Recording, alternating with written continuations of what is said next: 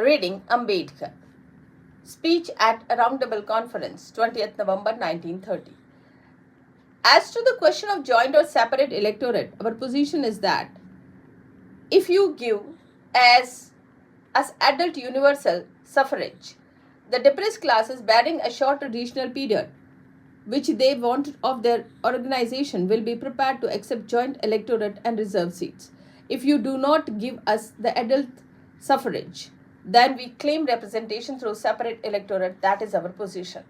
Now, regarding the question of the number of seats, it is not possible, of course, for us to state definitely that the number should be, except to the state that we will not tolerate any indevious discrimination. We insist upon equality of treatment. But the whole question, in my opinion, is entirely a relative question. Is it a question that can be determined only if in connection with, by taking into account the seats that will be allotted to the other minority communities? But I will make two observations in this connection. The first observation that I will make in this, that we, the depressed classes, demand a complete partition between ourselves and the Hindus.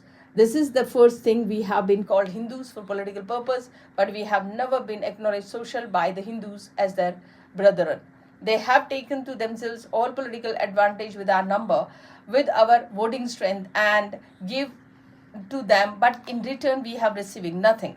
All that we have received is a treatment which is worse than the treatment that they themselves have accorded to other communities whom they do not call Hindus. That must be first thing, therefore, that we want to be done. The second thing that I will say concern the question of the weightage.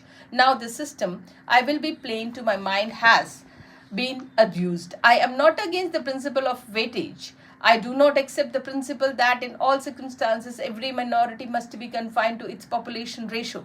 A minority must be so small that its population ratio may be given a representation which may be wholly inadequate for the purpose of its protection. It may be representation which may be of no consequence at all. If therefore you want to protect a minority adequately and really, then in certain circumstances the principle of weightage will have to be conceded. But the discrimination of the weightage must be subject to some uniform and intelligible principle. In our opinion, weightage is to be conceded because a minority is weak either in number, or because its social standing is low, or its educational standing is backward as compared with others, or because its economic strength is too sufficient to place in on fighting par with other communities.